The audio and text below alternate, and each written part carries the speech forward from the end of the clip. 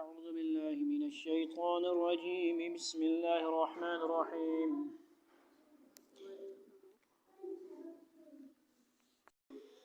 وما خلقنا السماء والأرض وما بينهما باطلا ذلك ظن الذين كفروا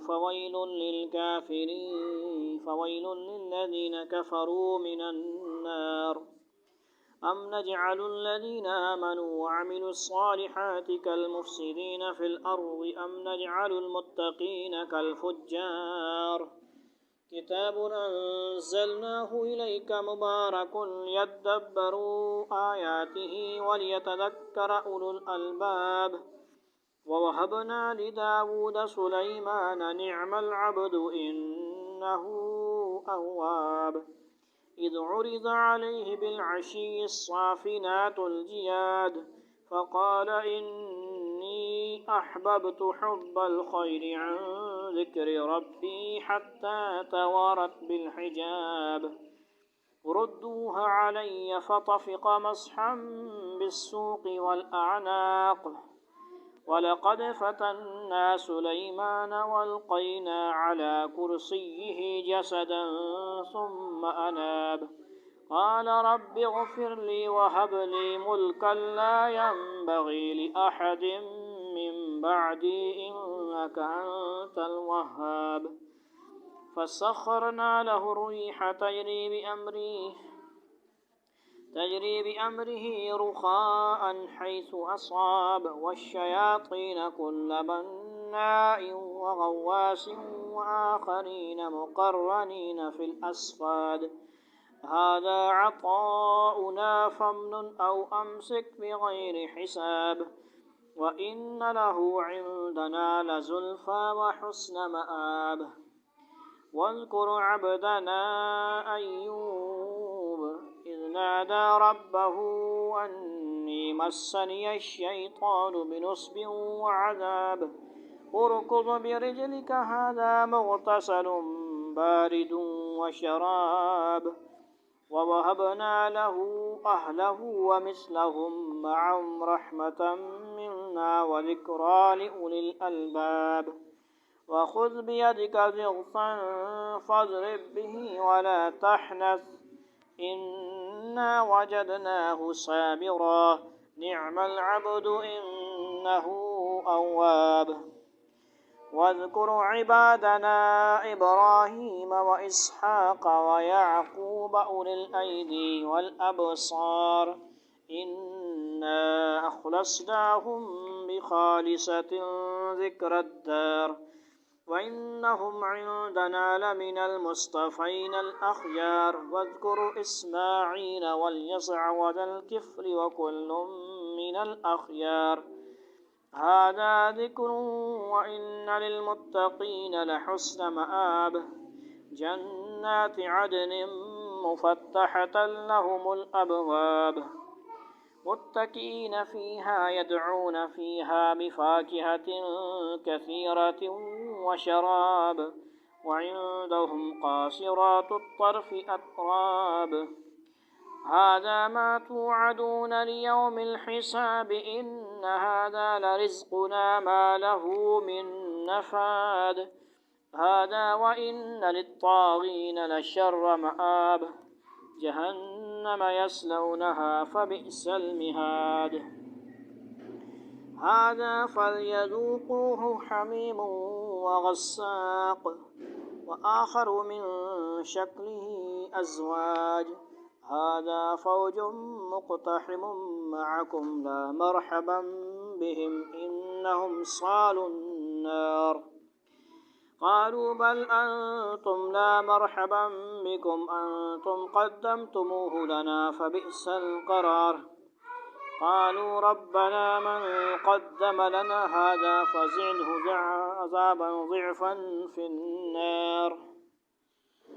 وقالوا ما لنا لا نرى رجالا كنا نعدهم من الأشرار اتخذناهم سخريا أم زاغت عنهم الأبصار إن ذلك لحق تخاصم أهل النار قل إنما أنا منذر وما من إله إلا الله الواحد القهار رب السماوات والأرض وما بينهما العزيز الغفار قل هو نبأ عظيم أنتم عنه معرضون ما كان لي من علم بالملأ الأعلى إذ يختصمون إن يوحى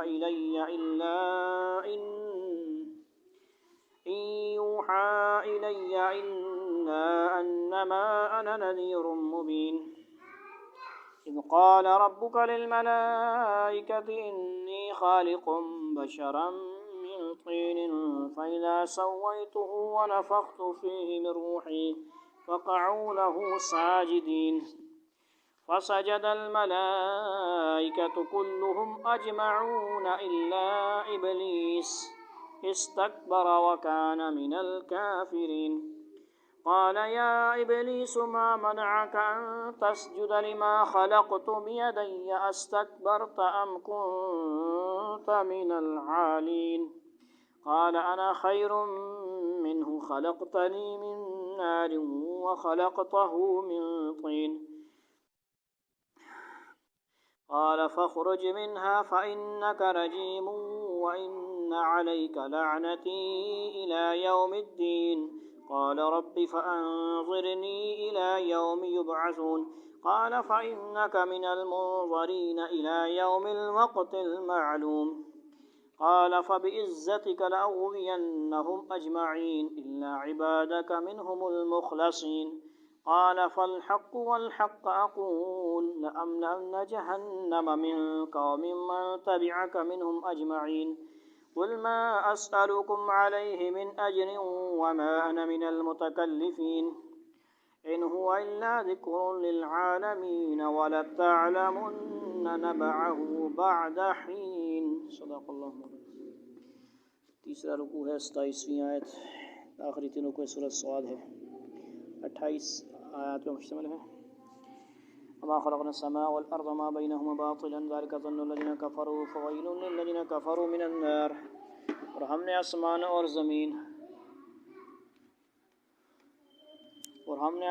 زمین اور ان کے درمیان جو چیزیں ان کو فضول ہی پیدا نہیں کیا جو چیزیں ہیں ان کو فضول ہی پیدا نہیں کر دیا یہ تو ان لوگوں کا گمان ہے جنہوں نے کفر اختیار کر لیا چنانچہ ان کافروں کے لیے دوزخ کی شکل میں بڑی تباہی ہے ام نجعل الذين آمنوا الصالحات ام كالمفسدين في الارض ام نجعل المتقين كالفجار جو لوگ ایمان لائے ہیں اور جنہوں نے نیک عمل کیے ہیں کیا ہم ان کو ایسے لوگوں کے برابر کر دیں جو زمین میں فساد مچاتے ہیں یا ہم پرہیزگاروں کو بدکاروں کے برابر کر دیں گے یہ آخرت کی ضروری ہونے کی دلیل ہے اور پچھلی آیتوں سے اس کا ربط یہ ہے کہ جب ہم نے حضرت داؤد علیہ السلام کو اپنے خلیفہ کی حیثیت میں یہ حکم دیا کہ وہ عدل و انصاف سے کام لیں تو کیا ہم خود انصاف نہیں کریں گے اس انصاف کے لیے آخرت میں حساب کتاب ہوگا ورنہ یہ لازم آئے گا کہ ہم نے نیک لوگوں اور بدکاروں کے درمیان کوئی فرق نہیں رکھا اور دنیا میں چاہے کوئی شخص اچھے کام کرے یا بری بدکاری کا مرتکب ہو نہ اس سے کوئی باز پرس ہوگی چاہے اور نہ نیک آدمی کو کوئی نام ملنا ہے ایسی بے انصافی اللہ تعالیٰ کیسے گوارا فرما سکتے ہیں کتاب انزلناہ الیک مبارک لیدبروا آیاتہ ولیتذکر اولو الالباب اس پیغمبر صلی اللہ علیہ وسلم یہ ایک بابرکت کتاب ہے جو ہم نے تم پر اس لیے اتاری ہے کہ لوگ اس کی آیتوں پر غور و فکر کریں اور تاکہ عقل رکھنے والے نصیحت حاصل کریں یعنی جب آخرت اور حساب و کتاب کی ضرورت معلوم ہو گئی تو اللہ تعالیٰ کے عدل و انصاف کا تقاضا یہ ہے کہ انسانوں کو پہلے سے متنبع کرنے کے لیے کوئی ہدایت نامہ عطا فرمائیں تاکہ لوگ اس پر عمل کریں کہ اپنی آخرت کو درست کر سکیں اس کے لیے قرآن کریم کی شکل میں اللہ تعالیٰ نے یہ مبارک کتاب نازل فرمائی ہے یعنی قرآن حدیث سوالیہ پیپر بھی ہے اور جوابیہ پیپر بھی موجود ہے آپ لوگوں کے لیے ٹھیک ہے جی امتحان کب ہے یہ دنیا بھی امتحان ہے اور رزلٹ کب ہوگا دنیا بھی امتحان گاہ ہے اور آخرت میں ایک کیا ہوتا ہے جی لاسٹ فائنل ایگزام ہوگا جس کے لیے آپ کو تیاری بھی دی گئی ہے یہ نہیں ہے کہ آپ نقل بھی مار سکتے ہیں اس میں نقل ہی اصل ہے صحابہ کی نقل ماریں نبی کی نقل ماریں سنت پہ عمل کریں سمجھ آ گئی انگریزوں پہ نہیں یہ کام چھوڑ دو یہ انگریزوں کی نقل چھوڑ دو، انگریزوں کی نقل چھوڑ دیجیے، ایک بندے کو یہاں پہ بلاؤ، شاباش۔ وَوَهَبْنَا لِدَاوُدَ سُلَيْمَانَ نِعْمَ الْعَبْدُ إِنَّهُ أَوَّابٌ، اور ہم نے داؤد کو سلیمان جیسا بیٹا عطا کیا۔ یہ یاد رکھنا بات بھائی، داؤد کے بیٹے ہیں سلیمان بیٹے ہیں داؤد علیہ السلام کے، وہ بہترین بندے تھے، واقعی وہ اللہ سے خوب لو لگائے ہوئے تھے۔ اواب اذ عرض علیہ بالعشی الصافنات الجیاد، وہ ایک نیک یادگار وقت تھا جب ان کے سامنے شام کے وقت اچھی نسل کے عمدہ گھوڑے پیش کیے گئے۔ گھوڑوں کی کہانی سنو بھائی، دھیان سے توجہ فرماؤ۔ پچھلے کل کس کی کہانی آئی تھی؟ دمبیوں شمبیوں کی، یعنی دمبیاں زیادہ تھیں اور ایک دمبی دوسرے کی تھی۔ آج کس کی گاڑی آ گئی، کہانی آ گئی؟ Story of horse. یہ آپ کلپ کیوں نہیں بناتے؟ بناؤ نا، تمہاری ڈیوٹی لگائی تھی آپ نے نہیں کیا کام۔ فقال انی احببت حب الخیر عن ذکر ربی حتی طاورت بالحجاب، تو انہوں نے کہا میں نے اس دولت کی محبت اپنے پروردگار یاد ہی کی وجہ سے اختیار کی ہے، یہاں تک کہ وہ اوٹ میں چھپ گئے۔ ردوها علی فطفق مسحا بالسوق والاعناق، اس پر انہوں نے کہا ان کو میرے پاس واپس لے آؤ، چنانچہ وہ ان کی پنڈلیوں اور گردنوں پر ہاتھ پھیرنے لگے۔ کون؟ حضرت سلیمان علیہ السلام کے سامنے وہ بہترین گھوڑے پیش کیے گئے جو جہاد کے مقصد کے سے اکٹھے کیے گئے تھے، جو فلسطین میں جانے تھے۔ مجھے نہیں، گھوڑے بھی جا سکتے ہیں نا، راستہ بند کیا ہوا ہے تو پھر ایسے کوئی طریقہ اختیار کریں جہاں گھوڑے جائیں۔ اور ان سے آپ کی سلطنت کی شان و شوکت کا مظاہر ہو رہا ہے، یعنی اظہار ہو رہا تھا۔ آپ نے جب ان کا معائنہ فرمایا تو یہ شان و شوکت آپ کو اللہ تعالیٰ کی یاد سے غافل نہ کر سکی، بلکہ آپ نے فرمایا کہ مجھے اس دولت سے محبت اس لیے نہیں ہے کہ اس سے میرے دبدبے کا اظہار ہوتا ہے کہ میں شیخ صاحب کہلاؤں گا، بڑا مجھے کہیں گے کہ بھائی آپ کے بڑا مال ہے، مجھے وہ غافل نہیں کر سکتی، کیونکہ مجھے اللہ کی محبت، اللہ ہی کی محبت، اللہ ہی کے لیے سارا کچھ ہے میرا، اللہ نے دیا مجھے، بلکہ اس لیے ہے کہ یہ جہاد کے لیے تیار کیے گئے ہیں۔ ٹھیک ہے جی، ایسی شو شاہ کے لیے نہیں ہے کہ بس سال بعد 2-3 میچ کر لیے اور بس سارا سال ان کو کھلاتے رہیں اور میچ جیتے رہیں، صرف میچ جیتنے کے لیے نہیں ہوتے، جہاد کے لیے بھی ان کو ایک آدھ گھوڑا خرید کے بھیجو نا، ذرا تکڑا پال کے اس کو بھیجو بھائی، مولوی صاحب کو دو ایک آدھ گھوڑا بھیجیں کہیں پہ، سمجھ آ گئی نہیں؟ صرف یہ نہیں کہ بس وہ ادھر مقابلہ ہے تو ادھر مقابلہ ہے، بیچارہ گھوڑوں کو آکی اٹھائی ہوتی ہے اس میں، یہ پرمپرا جو ہوتی ہے نا پرانے وڈیروں کی پرمپرا چل رہی، پرمپرا سمجھ آتی ہے پرمپرا۔ اور جہاد اللہ تعالیٰ کی محبت میں کیا جاتا ہے۔ پھر وہ گھوڑے چلتے ہوئے آپ کی نگاہوں سے روپوش ہو گئے تو آپ نے انہیں دوبارہ بلوایا اور ان کی پنڈلیوں اور گردنوں پر پیار سے ہاتھ پھیرنے لگے۔ اس واقعے کو ذکر فرمایا، سمجھ آئی نا کس طرح؟ یہ مثال کے طور پر کیا ہے، پنڈلیاں موڑے، سمجھ آ گئی؟ گردنوں پر جانور ہوتا ہے نا، اس طرح کرتے ہیں کہ نہیں، بکری ہوتی ہے، گھوڑا، چل بھائی قربانی، وہ قربانی نہیں، جہاد میں قربان ہونے والے ہیں، ہاتھ پھیرنے لگے۔ اور اس واقعے کو ذکر فرما کر قرآن کریم نے یہ سبق دیا ہے۔ صرف گھوڑوں سے کیا مطلب ہے؟ گھوڑوں کی فضیلت بیان ہو رہی ہے کہ جہاد کی فضیلت بیان ہو رہی ہے؟ جہاد، گھوڑوں شوڑوں کو تو کوئی اہمیت ہے؟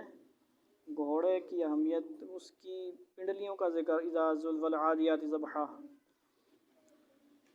صرف گھوڑوں کا جو ذکر آیا ہے وہ ان کی فضیلت جہاد کی وجہ سے ہے، جہاد کی وجہ سے ہے، سمجھ آ گئی بات؟ اور آج بھی وقت آ چکا ہے، جو ٹیکنالوجی ہے یہ جہاد کے لیے ہونی چاہیے نا، شو شاہ کے لیے نہیں ہونی چاہیے، غوری میزائل فلاں میزائل، ایک آدھ اسرائیل میں بھیج دو کیا ہو جائے گا؟ ڈرتے ہو؟ قیامت تک رکھے ہوئے اپنے پاس، استعمال تو کرو نا، آج تجربہ کرو نا، آج وقت آیا ہوا ہے، اللہ توفیق نصیب فرمائے، کیونکہ وہ تو سارے یہودی ہیں، فلسطینیوں کی نسل کشی ہو رہی ہے، 7 سے زیادہ ایک یہودی عورت پیدا کر رہی ہے بچہ، ان کو یہی کام پہ لگایا ہوا ہے، ان کو پتہ ہے بھائی اس دجال نے کے ساتھ ہم نے ساتھ دینا ہے، دجال کی نسل تیار کرو، سمجھ آئیے؟ غرقد کے درخت کے علاوہ ہر چیز گواہی دے گی کہ جہاں یہودی چھپایا ہو اسے گولی مارو، اسے اڑاؤ، اسے تلوار سے مارو، غرقد کا درخت چھپا لے گا وہ، یہ بھی پیدا کر رہے ہیں، ایک تو بچے پیدا کر رہے ہیں، دوسرا غرقد کے درخت کی پورا اسرائیل میں آگے پیچھے ساری وہ کاشت کر رہے ہیں، مسلمانوں کے پیچھے ہی نہ جا کے قادیانی تھے انہوں نے ہے ہی یار ہونا، لیکن یہ بات حدیث میں ملتی ہے۔ سمجھ آ گئی بات؟ اس واقعے کا ذکر ہوا، اگر قرآن کریم نے یہ سبق دیا کہ انسانوں کو دنیا کی دولت یا عزت و شوکت حاصل ہو تو اسے مغرور ہونے کی اور اللہ تعالیٰ کی یاد سے غافل ہونے کے بجائے اس پر اللہ تعالیٰ کا شکر ادا کرنا چاہیے اور اسے ان کاموں میں استعمال کرنا چاہیے جو اللہ تعالیٰ کے احکام کے مطابق ہوں۔ اس آیت کی یہ تفسیر حضرت عبداللہ بن عباس رضی اللہ تعالیٰ عنہ سے مروی ہے کہ اور حافظ ابن حجر جبری اور امام راضی وغیرہ نے اسے کو ترجیح دی ہے۔ محسرین کی ایک بڑی جماعت نے اس آیت اور اس کے واقعے کی ایک اور تفسیر کی ہے جو زیادہ مشہور ہے، وہ یہ کہ گھوڑوں سے کے معائنے کے دوران آپ کی نماز قضا ہو گئی تھی، جس پر آپ نے افسوس کا اظہار کرتے ہوئے یہ فرمایا کہ اس دولت کی محبت نے مجھے اللہ تعالیٰ کی مجھ سے غافل کر دیا، اس لیے انہوں نے گھوڑوں کو واپس بلا کر انہیں اللہ تعالیٰ کی قربان کرنے کا ارادہ کیا اور تلوار سے ان کی پنڈلیاں و گردنیں کاٹنی شروع کر دیں۔ یعنی دوسرا اس کی برعکس ہے یہ والا مضمون، ٹھیک ہے۔ اس تفسیر کے مطابق آیت کا ترجمہ بالکل مختلف اس طرح ہوگا: جب ان کے بعد اچھی نسل کے عمدہ گھوڑے پیش کیے گئے تو انہوں نے کہا کہ اس دولت کی محبت نے مجھے اللہ کی محبت سے غافل کر دیا، یہاں تک کہ وہ گھوڑے اونٹ میں چلے گئے تو انہوں نے کہا انہیں واپس لاؤ، پھر انہوں نے ان کی پنڈلی اور کندھوں پر تلوار سے ہاتھ صاف کرنا شروع کر دیا۔ تلوار والا معنی بریکٹ میں آ جائے گا۔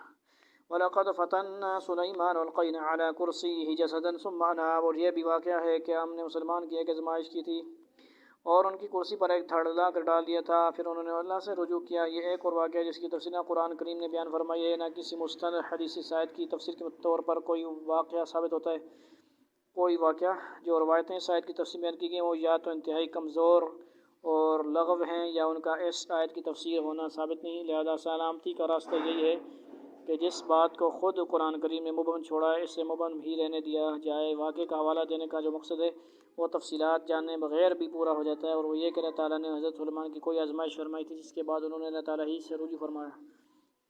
یہ اس میں وہ مشہور بھی ہے کہ وہ پتہ نہیں میری اولاد ہوگی تو میں وہ 100 اولادیں ہوں گی تو 100 ان کو جہاد میں کروں گا، یہ کروں، پتہ نہیں اس طرح وہ انشاءاللہ نہیں کہا تھا۔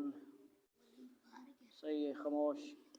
قال رب اغفر لي وهب لي ملكا لا ينبغي لأحد من بعدي إنك أنت الوهاب، یہ دعا مانگا کرو بھائی۔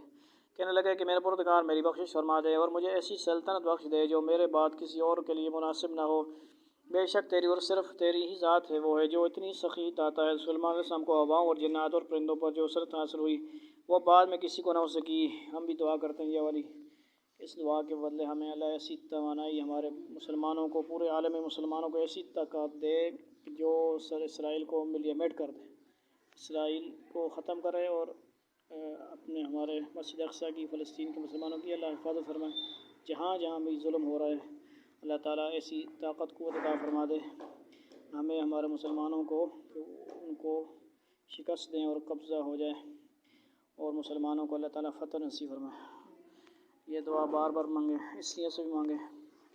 فَسَخَّرْنَا لَهُ الرِّيحَ تَجْرِي بِأَمْرِهِ رُخَاءً حَيْثُ أَصَابَ، چنانچہ ہم نے ہوا کو ان کے قابو میں کر دیا جو ان کے حکم سے جہاں وہ چاہتے ہموار ہوا کا ہو کر چلا کرتی تھی۔ اس کی تفسیر سورہ انبیاء میں گزر چکی ہے۔ وَالشَّيَاطِينَ كُلَّ بَنَّاءٍ وَغَوَّاصٍ، اور شریر جنات بھی ان کے قابو میں دے دیے تھے جن میں ہر طرح کے مہمار اور غوطہ خور شامل تھے۔ غوطہ خور فورس بھی تھی اور دوسری کون سی؟ بنانے والی، تعمیرات کام کرنے والی، سمجھ آئی نہیں؟ صرف کھانے والی نہیں، بس ڈیوٹیاں کر کے کھانے والی۔ کچھ وآخرین مقرنین فی الاصفاد، اور کچھ وہ جنات جو زنجیروں میں جکڑے ہوئے تھے۔ یہ جنات حضرت سلیمان علیہ السلام کیا خدمات انجام دیا کرتے تھے، اس کی تفسیر سورہ نبأ 7 میں گزری ہے۔ یہاں یہ اضافہ ہے کہ وہ غوطے لگا کر سمندر سے موتی وغیرہ نکال لایا کرتے تھے، اور کچھ جنات جو نہایت شریر تھے جو ان کی شرارتوں سے لوگوں کو محفوظ کرنے کے لیے انہیں جکڑ کر رکھا گیا تھا زنجیر وغیرہ میں۔ هذا عطاؤنا فامنن او امسک بغیر حساب، اور ان سے کہا تھا کہ یہ ہمارا عطیہ ہے، اب تمہیں اختیار ہے کہ احسان کر کے کسی کو کچھ دو یا اپنے پاس رکھو، تم پر کسی حساب کی ذمہ داری نہیں ہے۔ حضرت سلیمان علیہ السلام کو یہ دولت مالک بنا کر دے دی گئی تھی اور یہ اختیار دیا گیا تھا کہ جتنی چاہیں خود رکھیں اور جتنی چاہیں کسی اور کو دیں۔ وَإِنَّ لَهُ عِندَنَا لَزُلْفَىٰ وَحُسْنَ مَآبٍ، اور حقیقت یہ ہے کہ ان کو ہمارے پاس خاص تقرب حاصل ہے اور بہترین ٹھکانہ۔ وَاذْكُرْ عَبْدَنَا أَيُّوبَ إِذْ نَادَىٰ رَبَّهُ أَنِّي مَسَّنِيَ الشَّيْطَانُ بِنُصْبٍ وَعَذَابٍ، اور ہمارے بندے ایوب کو یاد کرو جب انہوں نے اپنے پروردگار کو پکارا تھا کہ شیطان مجھے دکھ اور آزار لگا گیا ہے، جیسے کہ سورہ انبیاء میں گزر چکا ہے۔ حضرت ایوب کو ایک طویل بیماری لاحق ہو گئی تھی، وہ صبر کے ساتھ اللہ تعالیٰ سے دعائیں کرتے رہے، جس کے بعد انہیں شفا حاصل ہوئی۔ آیت نمبر 42 میں شفا کا واقعہ بیان فرمایا گیا ہے کہ اللہ تعالیٰ نے انہیں ہدایت فرمائی کہ وہ اپنا پاؤں زمین پر مارے۔ انہیں زمین پر پاؤں مارا تو وہاں سے ایک چشمہ پھوٹنے کے لیے اللہ تعالیٰ نے حکم دیا کہ اس پانی سے نہائیں اور اسی کو پئیں۔ انہوں نے ایسا ہی کیا تو ان کی بیماری جاتی رہی۔ اور کذبر جن کا ھذا مغتسل بارد و شراب، ہم نے انہیں سے کہا اپنا پاؤں زمین پر مار لو، یہ ٹھنڈا پانی ہے نہانے کے لیے اور پینے کے لیے بھی۔ وَوَهَبْنَا لَهُ أَهْلَهُ وَمِثْلَهُ مَعَهُمْ رَحْمَةً مِنَّا وَذِكْرَىٰ لِأُولِي الْأَلْبَابِ، اور اس طرح ہم نے انہیں ان کے گھر والے بھی عطا کر دیے اور ان کے ساتھ اتنے ہی اور بھی ڈبل، تاکہ ان پر ہماری رحمت ہو اور عقل والوں کے لیے ایک یادگار نصیحت۔ ہم بیماری میں ان کی وفادار اہلیہ رحمت بی بی نام تھا کہ سوا سب سے ان کا اور ساتھ چھوڑ گئے تھے۔ صحت کے بعد نہ صرف واپس آ گئے بلکہ اللہ تعالیٰ نے انہیں مزید پوتے پوتیاں عطا فرمائیں اور اس طرح ان کے خاندان کی تعداد دگنی ہو گئی۔ دل اور زبان پر اختیار نہیں دیا، شیطان نے وسوسہ پہنچایا، تکلیف پہنچائی، ٹھیک ہے جی۔ دل سے ذکر کرتے تھے، آج لوگ دل کا ذکر نہیں مانتے، قلبی ذکر سے انکار کرتے ہیں، بدعت کہتے ہیں۔ زبان کا ذکر بھی جائز ہے، دل سے ذکر بھی جائز ہے۔ زبان ایک دفعہ ذکر کرتا ہے، دل ہزاروں دفعہ ذکر کرتا ہے۔ نیکیاں زیادہ چاہیے تھوڑی؟ سبحان اللہ کہا، میں نے کہا اللہ کہا، اور زبان بند کی، دل میں اللہ اللہ کیا، کتنی دفعہ ہو گیا؟ 10 دفعہ ہو گیا، 20 دفعہ ہو گیا، پتہ ہی نہیں، لا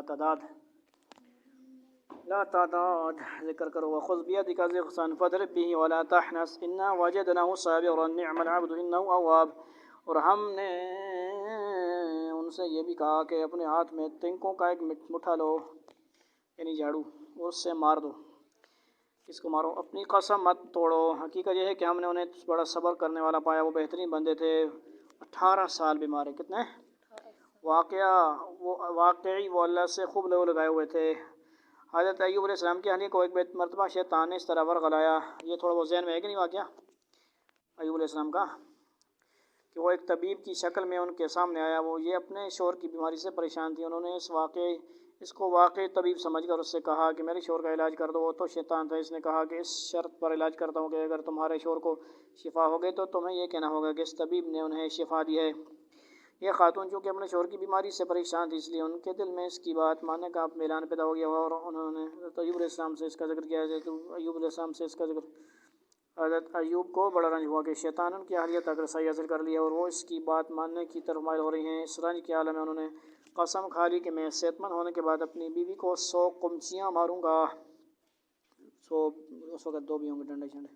لیکن جب انہیں صحت حاصل ہوگی تو انہیں اپنی قسم پر شرمندگی ہوئی اور خیال آیا کہ اپنی ایسی با وفا بیوی کو، یعنی وہ اکیلی وہی تھی خدمت میں لگی ہوئی، سارے کہہ گئے چلے گئے۔ مصیبت میں سارے جو ہوتے ہیں نا بے وفا لوگ چلے جاتے ہیں۔ با وفا بیوی کو کس طرح یہ سزا دوں، اور اگر نہ دوں تو قسم ٹوٹتی ہے، قسم پوری کرنے میں بھی۔ واحفظوا ایمانکم، اللہ تعالیٰ نے انہیں وحی کے ذریعے حکم دیا کہ وہ 100 سینگوں کا ایک مٹھا لے کر ایک ہی مرتبہ اپنی بیوی کو مار دیں، اس طرح قسم بھی نہیں ٹوٹے گی اور بیوی کو کوئی خاص تکلیف بھی نہیں پہنچے گی۔ اس کو آپ جھاڑو تو نہیں کہہ سکتے، لیکن وہ جو چھوٹے چھوٹے تنکے تھے وہ 100 اکٹھے باندھ کے ایک دفعہ یوں مار کی قسم پوری ہوگی۔ یہ قسم ہم نہیں کر سکتے، یہ نہیں کہ تسی فٹ کرنے رہو۔ اگر ہم نے قسم اٹھائی ہے نا کہ 10 ڈنڈے ماروں گا، 100 ڈنڈے ماروں گا، تو ہم 100 ڈنڈے ہی مارنے پڑیں گے۔ ایسے نہ مارے کو اس نے لگ توڑ دو، سر توڑ دو، پڑکائی دو، لیکن یہ ایک مسئلہ ایک جگہ انبیاء کے ساتھ ہوتا ہے، ہر جگہ فٹ نہیں کرنا اس کو۔ ہاں وہ قاری صاحب تھے قرآن اسلام بھائی ترجمہ اس طرح ہے جی، قسم چاہ کے قسم اٹھانی نہیں ہے، جائز بہت مشکل ہے قسم کا معاملہ بھی، کفارہ دینا پڑتا ہے، اور کفارہ بھی انہوں نے دیا ہوگا، سمجھ آئی نہیں؟ اس وقت ان کی شریعت میں اگر کفارہ ہوگا، کفارہ پتہ ہے بڑا 10 مسکینوں کو کھانا کھلانا، کپڑے دینا، روزے اگر روزے وہ رکھے گا جو بالکل غریب ہے، دے ہی نہیں سکتا کھانا پینا، سمجھ آئیے؟ نہیں وہ 60 والی مکس نہ کرو نا، وہ روزے کا کفارہ ہے۔ جو قسم کا کفارہ ہے وہ 10 مسکینوں کو کھانا کھلانا 2 ٹائم کا، یا ٹھیک ہے جی ان کو کپڑے دینا ہے، او کسوتہم او تحریر رقبہ، تیسرا آپشن ہے ہی نہیں ہے۔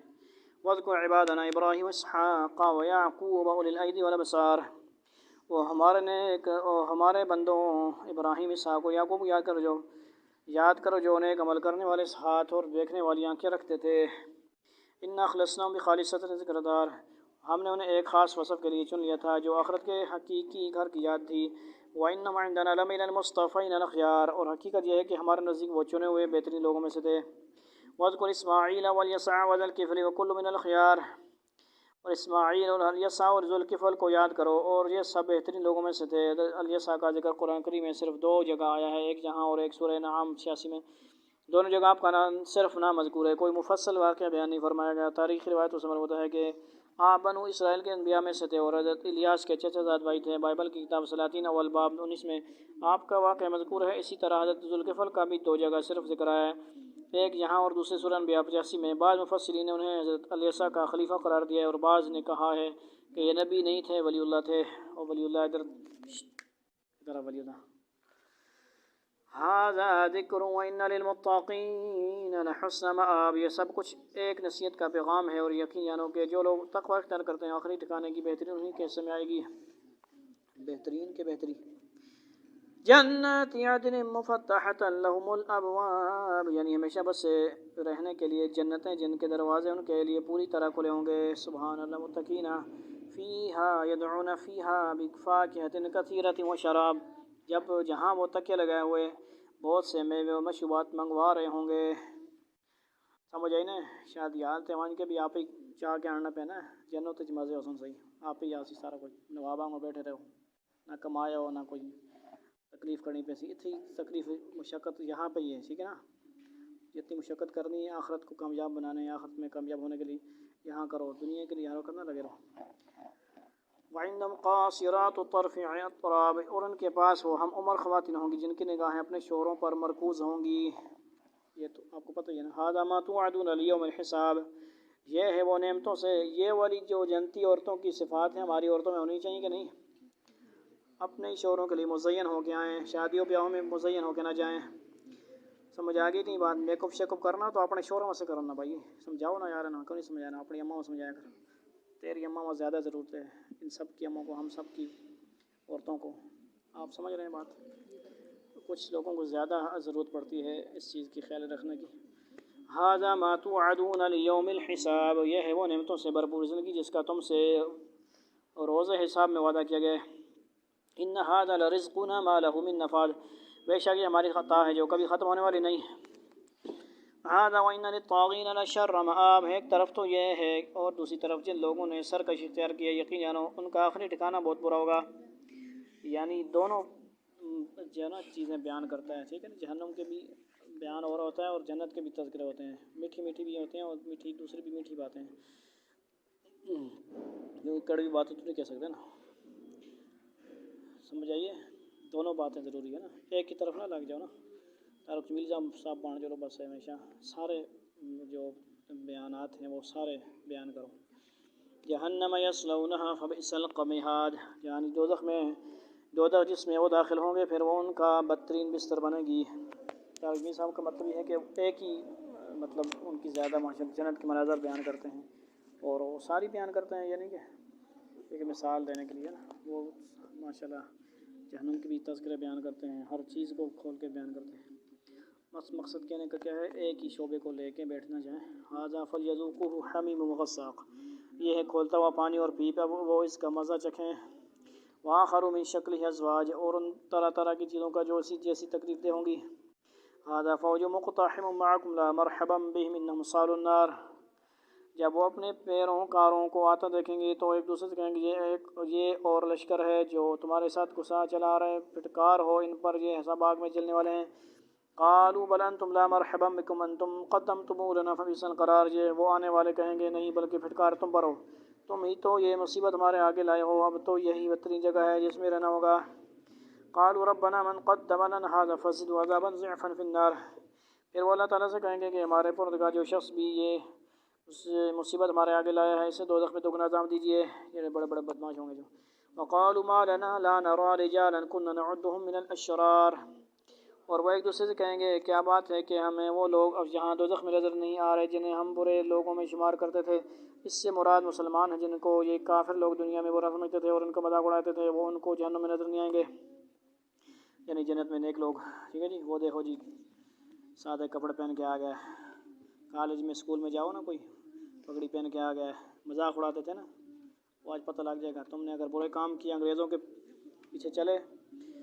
اگر یہ مسلم ہینڈز کے نام سے جو اسکولوں پہ قبضہ کر رہے ہیں، اس کی تحقیق کریں آپ لوگ، لڑکے پڑھیں، شعور حاصل کریں۔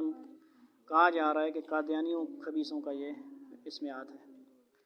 آپ شعور پیدا کریں، پتہ کریں کہ یہ اگر ایسا ہے تو وہ لازمی گڑبڑ کریں گے۔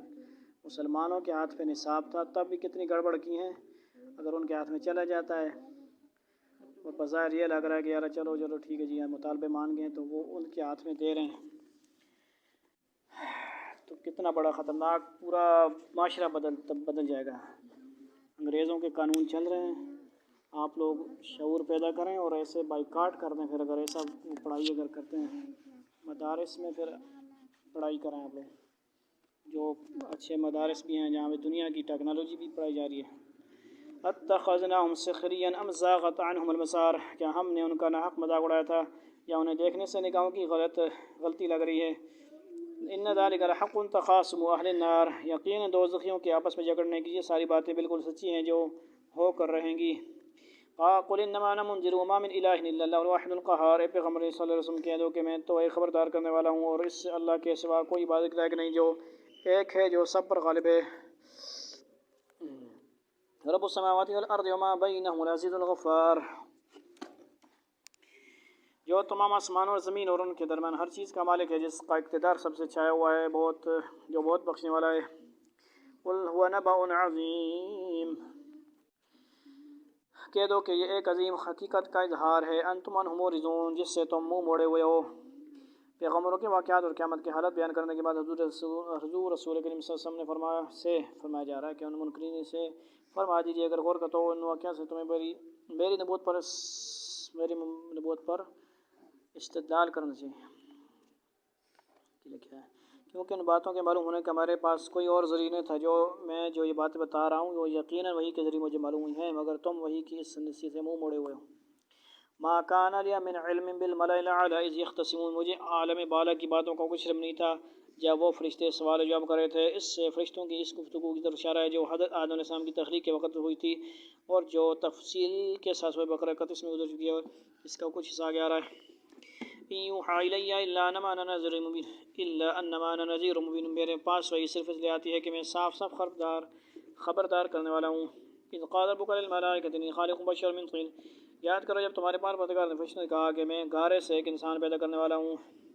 فَإِذَا سَوَّيْتُهُ وَنَفَخْتُ فِيهِ مِن رُوحِي فَقَعُوا لَهُ سَاجِدِينَ، چنانچہ جب میں اسے پوری طرح بنا دوں اور اس میں اپنی روح پھونک دوں، تم اس کے آگے سجدے میں گر جانا تعظیمی۔